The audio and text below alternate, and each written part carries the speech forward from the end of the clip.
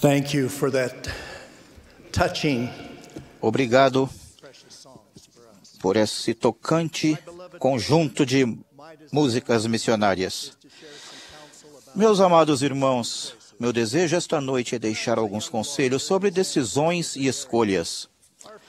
Quando eu era um jovem advogado na região da Baía de São Francisco, nosso escritório fez um trabalho jurídico para a empresa que produzia os programas especiais de televisão da turma do Charlie Brown. Tornei-me fã de Charles Schultz e de suas criações, Peanuts, com Charlie Brown, Lucy, Snoopy e outros personagens maravilhosos. Uma de minhas tiras de história em quadrinhos favorita envolvia a Lucy. Pelo que me lembro, o time de beisebol de Charlie Brown estava em um jogo importante. A Lucy estava na defesa e uma bola foi rebatida bem alto na direção dela. As bases estavam todas ocupadas e aquele era o último tempo da 9ª rodada. Se a Lucy apanhasse a bola, seu time venceria. Se ela derrubasse a bola, o outro time ganharia. Como só podia acontecer numa história em quadrinhos, todo o time rodeou Lucy quando a bola desceu. Lucy estava pensando, se eu apanhar a bola, serei a heroína. Se não, serei a frangueira. A bola desceu e, sob os olhares ansiosos de seus companheiros de time, Lucy derrubou a bola. Charlie Brown jogou a luva no chão, frustrado. Lucy, então, olhou para seus companheiros de time, pôs as mãos na cintura e disse, como vocês esperam que eu apanhe a bola se estou preocupada com a política externa de nosso país? Essa foi uma das muitas bolas rebatidas que a Lucy derrubou ao longo dos anos, e ela sempre tinha uma nova desculpa a cada vez. Embora divertidas, as desculpas da Lucy eram racionalizações. Não eram razões justificáveis para derrubar a bola. Durante o ministério do presidente Thomas S. Monson, com frequência ele ensinou que as decisões determinam o destino. Nesse espírito, meu conselho desta noite é o de que nos ergamos acima de quaisquer racionalizações que nos impeçam de tomar as decisões corretas, especialmente quando estamos servindo a Jesus Cristo. Em Isaías aprendemos que devemos rejeitar o mal e escolher o bem. Creio que é de particular importância em nossos dias, nos quais Satanás está se apoderando do coração dos homens de tantas maneiras novas e sutis, que nossas escolhas e decisões sejam feitas com muito cuidado, de modo condizente com as metas e os objetivos pelos quais professamos viver. Precisamos de um comprometimento inequívoco com os mandamentos e de estrita aderência aos convênios sagrados. Quando permitimos que as racionalizações nos impeçam de receber as investiduras do templo, de servir dignamente uma missão e de casar-nos no templo, elas são particularmente prejudiciais. É muito triste quando professamos crer nessas metas, mas negligenciamos a conduta diária exigida para alcançá-las. Alguns jovens professam sua meta de casar no templo, mas não namoram pessoas dignas de entrar no templo. Para dizer a verdade, alguns nem mesmo namoram. Vocês, homens solteiros, quanto mais tempo ficam solteiros após chegarem à devida idade e maturidade, mais confortáveis podem se tornar. Porém, mais desconfortáveis vocês deveriam se sentir.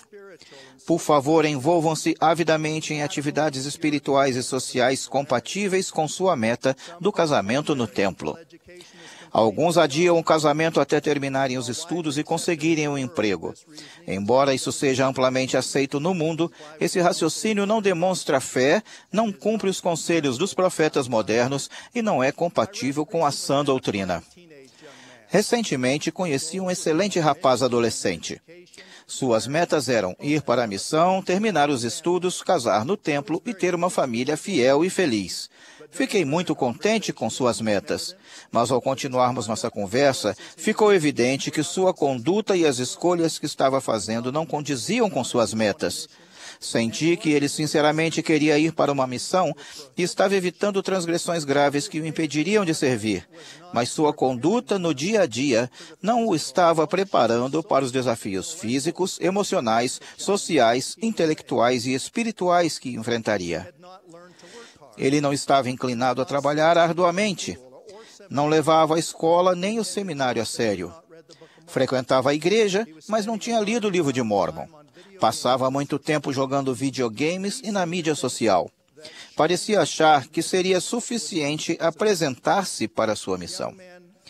Rapazes, Renovem seu compromisso de ter uma conduta digna e uma preparação séria para se tornarem emissários de nosso Senhor e Salvador Jesus Cristo. Minha preocupação não é apenas com as grandes decisões importantes, mas também com as mais simples, o mundo cotidiano e as decisões aparentemente comuns nas quais passamos a maior parte do tempo. Nessas áreas, precisamos enfatizar a moderação, o equilíbrio e principalmente a sabedoria. É importante erguer-nos acima das racionalizações e fazer as melhores escolhas. Um exemplo maravilhoso da necessidade de moderação, equilíbrio e sabedoria é no uso da internet. Ela pode ser usada para contatos missionários, para auxiliar nas responsabilidades do sacerdócio, para encontrar preciosos antepassados para as sagradas ordenanças do templo e muito mais. O potencial para o bem é enorme. Também sabemos que ela pode transmitir muitas coisas que são malignas, inclusive a pornografia, a crueldade digital e a tagarelice digital. Ela também pode perpetuar a insensatez, como o irmão Randall L. Reed ensinou de um modo contundente na última conferência geral falando da internet. Vocês podem se enredar no interminável círculo vicioso de trivialidades que desperdiçam seu tempo e degradam seu potencial. A distração e a oposição à retidão não estão apenas na internet, mas em toda parte. Elas afetam não apenas os jovens, mas todos nós. Vivemos em um mundo literalmente tumultuado. Estamos cercados por retratações obsessivas de diversão e brincadeira e por pessoas que têm uma vida imoral e disfuncional. Essas coisas são mostradas como conduta normal em grande parte da mídia. O elder David Bednar recentemente acautelou os membros a serem autênticos no uso da mídia social. Um preeminente pensador, Arthur C. Brooks, salientou esse ponto. Ele observou que quando usamos a mídia social, temos a tendência de divulgar detalhes positivos de nossa vida, mas não os momentos difíceis que passamos na escola ou no trabalho. Retratamos uma vida incompleta, às vezes de modo a promover-nos ou a transmitir uma imagem falsa. Compartilhamos essa vida e depois consumimos a vida quase exclusivamente falsa de nossos amigos das redes sociais. Brooks declara: como é possível não nos sentirmos piores quando passamos parte de nosso tempo fingindo ser mais felizes do que somos e a outra parte do tempo vendo como os outros parecem ser mais felizes do que nós? Às vezes parece que estamos nos afogando em frívola insensatez, em trivialidades sem sentido e em contínuas contendas.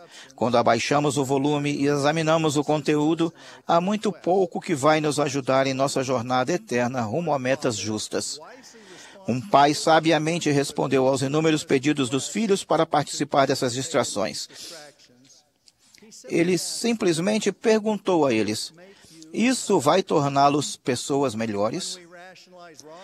Quando racionalizamos as escolhas erradas, grandes ou pequenas, que não são condizentes com o Evangelho restaurado, perdemos as bênçãos e a proteção de que necessitamos e muitas vezes ficamos presos ao pecado ou simplesmente perdemos o rumo. Sinto-me particularmente preocupado com a insensatez e com a obsessão por todas as novidades. Na igreja, incentivamos e comemoramos a verdade e o conhecimento de todo tipo. Mas quando a cultura, o conhecimento e os hábitos sociais estão afastados do plano de felicidade de Deus e do papel essencial de Jesus Cristo, há uma inevitável desintegração da sociedade. Em nossos dias, a despeito de progressos sem precedentes em muitas áreas, especialmente na ciência e nas comunicações, os valores básicos essenciais foram corroídos e a felicidade e o bem-estar geral diminuíram. Quando o apóstolo Paulo foi convidado a falar no Areópago, em Atenas, encontrou parte dessa mesma pretensão intelectual e dessa ausência da verdadeira sabedoria que vemos nos dias atuais. Em Atos, lemos o seguinte: pois todos os atenienses e estrangeiros residentes de nenhuma outra coisa se ocupavam, senão de dizer e ouvir alguma novidade. A ênfase de Paulo era a ressurreição de Jesus Cristo. Quando a multidão se deu conta da natureza religiosa da sua mensagem, alguns zombaram dele. Outros essencialmente o descartaram, dizendo: acerca disso te ouviremos outra vez. Paulo deixou Atenas sem ter nenhum sucesso. Dean Frederick Farrar escreveu o seguinte sobre essa visita: em Atenas, ele não fundou nenhuma igreja. Para Atenas, não escreveu nenhuma epístola. E lá, embora frequentemente passasse pelas vizinhanças, nunca mais voltou a pôr os pés. Creio que a imagem inspirada do elder Dallin H. Oaks, que diferenciava bom, muito bom, excelente, fornece um meio eficaz de avaliar as escolhas e prioridades. Muitas escolhas não são inerentemente más, porém, se absorverem todo o nosso tempo e nos impedirem de fazer as melhores escolhas, então se tornam insidiosas. Até os empreendimentos dignos precisam de avaliação para determinarmos se passaram a se tornar coisas que nos distraem das melhores metas. Tive uma conversa memorável com meu pai quando eu era adolescente. Ele não acreditava que um número suficiente de jovens se concentrasse na preparação para importantes metas a longo prazo, tais como emprego e sustento da família. Os estudos e a experiência de trabalho significativos e preparatórios sempre estavam no topo das prioridades recomendadas por meu pai. Ele achava que algumas atividades extracurriculares, como debate e liderança estudantil, tinham uma relação direta com algumas de minhas importantes metas. Estava menos seguro em relação ao longo tempo que eu passava jogando futebol americano, basquete, beisebol e atletismo. Reconhecia que os esportes podiam desenvolver força, resistência e trabalho de equipe, mas dizia que talvez fosse melhor concentrar-me em um único esporte por um período menor de tempo. Na visão dele, os esportes eram algo bom, mas não o melhor para mim. Estava preocupado com o fato de que alguns esportes tinham mais a ver com a conquista de fama ou celebridade local, em detrimento de metas a longo prazo mais importantes. Em vista disso, um dos motivos por que gosto de contar a história de Lucy jogando beisebol é que, na visão do meu pai, eu deveria estar estudando política externa e não me preocupando se conseguiria apanhar a bola ou não. Devo deixar claro que minha mãe adorava esportes. Somente se estivesse hospitalizada, ela perderia um de meus jogos. Decidi seguir o conselho de meu pai e não disputar os jogos universitários na faculdade. Então, o nosso técnico do curso médico me informou que o técnico do time de futebol americano da Universidade de Stanford queria almoçar comigo e com Marilyn Olsen. Vocês que são mais jovens talvez não conheçam Marilyn. Ele foi um dos melhores jogadores do país e jogava no time de futebol americano da Logan High School, no qual eu também joguei em várias posições. No curso médio, Marilyn foi recrutado pelas maiores potências do futebol americano do país. Na faculdade, ele conquistou o troféu Outland como o melhor jogador em sua posição no país. Marilyn foi o terceiro convocado de seu time na Liga Nacional de Futebol Americano e disputou uma série incrível de 14 campeonatos nacionais consecutivos. Entrou para o Hall da Fama do futebol americano profissional em 1982. O almoço com o técnico da Universidade de Stanford foi no restaurante Bluebird, em Logan, Utah. Depois de apertarmos as mãos, ele nem sequer olhou para mim uma única vez. Conversou diretamente com Marilyn e me ignorou. No final do almoço, pela primeira vez, virou-se para mim, mas não conseguia lembrar meu nome. Então, informou ao Marilyn: se decidir ir para Stanford e levar seu amigo com você, as notas dele são suficientemente boas e talvez isso possa ser arranjado. Aquela experiência confirmou para mim que eu deveria seguir o sábio conselho do meu pai. Meu intento não é desencorajar a participação nos esportes ou o uso da internet ou outras atividades dignas de que os jovens gostam. Elas são o tipo de atividade que existe moderação, equilíbrio e sabedoria. Quando usadas com sabedoria, elas enriquecem nossa vida. Contudo, incentivo a todos, jovens e adultos, a reverem suas metas e objetivos e a se esforçarem para exercer mais disciplina. Nossa conduta e nossas escolhas diárias devem ser condizentes com nossas metas. Precisamos nos elevar acima da racionalização e das distrações. É especialmente importante que façamos escolhas condizentes com nossos convênios de servir Jesus Cristo em retidão. Não podemos desviar os olhos nem derrubar essa bola por motivo algum. Esta vida é o tempo para nos prepararmos para encontrar Deus. Somos um povo alegre e feliz, apreciamos um bom senso de humor e valorizamos muito os momentos de descontração com os amigos e familiares. Mas precisamos reconhecer que há uma seriedade de propósito que deve ser a base de como vivemos e de todas as nossas escolhas. As distrações e as racionalizações que limitam o progresso são bastante prejudiciais, mas quando diminuem a fé em Jesus Cristo e em sua igreja, passam a ser trágicas. Minha oração é que, como portadores do sacerdócio, nossa conduta seja condizente com os nobres propósitos exigidos daqueles que estão a serviço do Mestre. Em todas as coisas devemos lembrar que ser valentes no testemunho de Jesus é o grande teste divisório entre o reino celestial e o terrestre. Queremos estar no lado celestial dessa linha divisória. Como um de seus apóstolos, presto fervoroso testemunho da realidade da expiação e da divindade de Jesus Cristo, nosso Salvador. Em nome de Jesus Cristo. Amém.